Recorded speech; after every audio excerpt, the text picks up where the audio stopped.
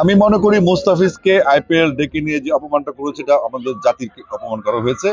এবং যদি বলা হয় যে মুস্তাফিজ কে বাদ দিয়ে তারা একটা বিশিষ্ট রাজনৈতিক দল বা তাদের এজেন্ডা পরিপূর্ণ করেছে, সেক্ষেত্রে আমাদের তো দুঃখজনক। কারণ তারা যেই কথা বলছে সে আমাদের বাংলাদেশ দলের ক্যাপ্টেন কিন্তু লিটন দাস, এবং আফগানিস্তানের মুসলিম প্লেয়াররা কিন্তু আইপিএল খেলছে।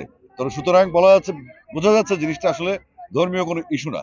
এটা হচ্ছে টোটালি বাংলাদেশকে যেভাবে চলে আসছে গত কয়েক বছর ধরে প্র্যাকটিসটা, সেই প্র্যাকটিসটা একটা অন্তর্ভুক্ত একটা ঘটনা। তো আমরা আইসিসি কে চিঠি দিয়েছি, আমরা বিসি বোর্ড মিটিং কালকে আমরা রাতে করেছি, আজকে দুপুরে আমরা দফায় দফায় মিটিং করেছি, এবং আমরা সিদ্ধান্ত নিয়েছি আমাদের দল আমরা আইপিএল ওয়ার্ল্ড কাপ টি-20 ওয়ার্ল্ড কাপ খেলতে পাঠাবো না। কারণ আমরা নিরাপত্তা সংকটে আছি, নিরাপত্তা সংশয় আছে। কারণ সেখানে আমাদের প্রচুর পরিমাণে মিডিয়া কর্মী থাকবে, আমাদের দর্শক থাকবে, আমাদের সংগঠকরা থাকবে।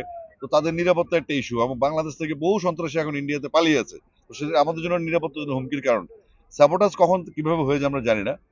তো আমরা চাইবো বাংলাদেশের ক্রিকেটারদের সুরক্ষা নিরাপত্তা আমাদের প্রথম কাজ, এবং আমাদের ক্রিকেটার নিরাপদ রাখার জন্য যা যা প্রয়োজনীয় পদক্ষেপ নেওয়া দরকার আমরা সেটা নিব ইনশাল্লাহ।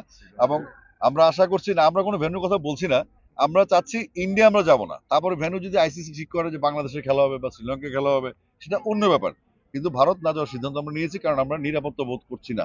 ওকে, থ্যাংক ইউ।